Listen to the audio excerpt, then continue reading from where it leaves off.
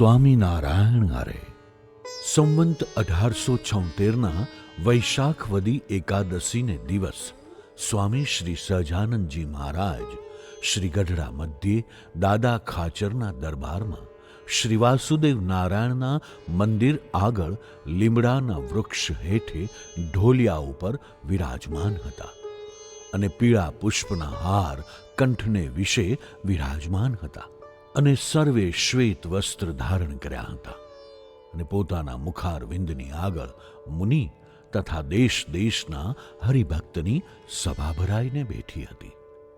પછી સુરા ખાચરે પ્રશ્ન પૂછ્યો છે, જેના કુળમાં ભગવાનનો એક ભક્ત થાય તો તેના 71 પર્યાનો ઉદ્ધાર થાય છે એમ કહ્યું છે, અને તેના ગોત્રમાં કેટલાક તો સંતના ને ભગવાનના દ્વેષી પણ હોય, ત્યારે તેનો કેવી રીતે ઉદ્ધાર થાય છે? પછી શ્રીજી મહારાજ બોલ્યા છે, જેમ કરદમ ઋષિનો દેવહૂતિએ પતિબુદ્ધિએ કરીને પ્રસંગ કર્યો હતો, તો પણ કરદમ ઋષિને વિશે સ્નેહ હતો તો એનો ઉદ્ધાર થયો, અને માધાતા રાજાની દીકરીઓ 50 તે સૌભરી ઋષિનું રૂપ જોઈને વર્યો.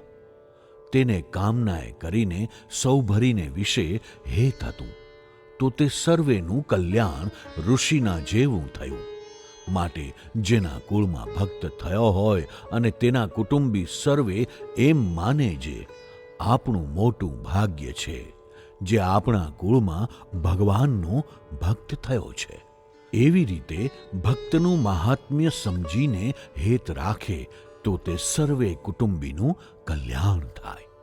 અને મરીને પિતરી જે સ્વર્ગમાં ગયા હોય તે પણ જો એમ જાણે જે આપણા કુળમાં ભગવાનનો ભક્ત થયો તે આપણું મોટું ભાગ્ય છે એમ સમજીને ભગવાનના ભક્તમાં હેત રાખે તો તે પિતરીનું પણ કલ્યાણ થાય.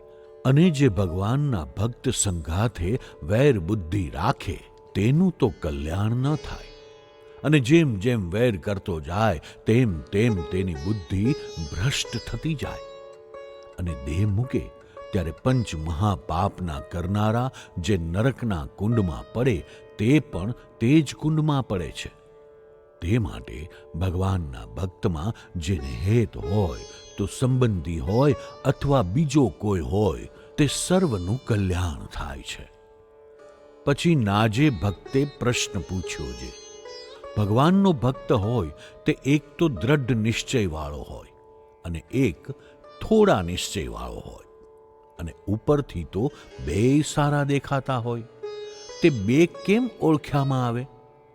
પછી શ્રીજી મહારાજ બોલ્યા છે, જેને આત્માના સ્વરૂપનું યથાર્થ જ્ઞાન હોય અને દ્રઢ વૈરાગ્ય હોય અને ભક્તિને સ્વધર્મ પણ પરિપૂર્ણ હોય, તેનો નિશ્ચય પરિપૂર્ણ જાણવો.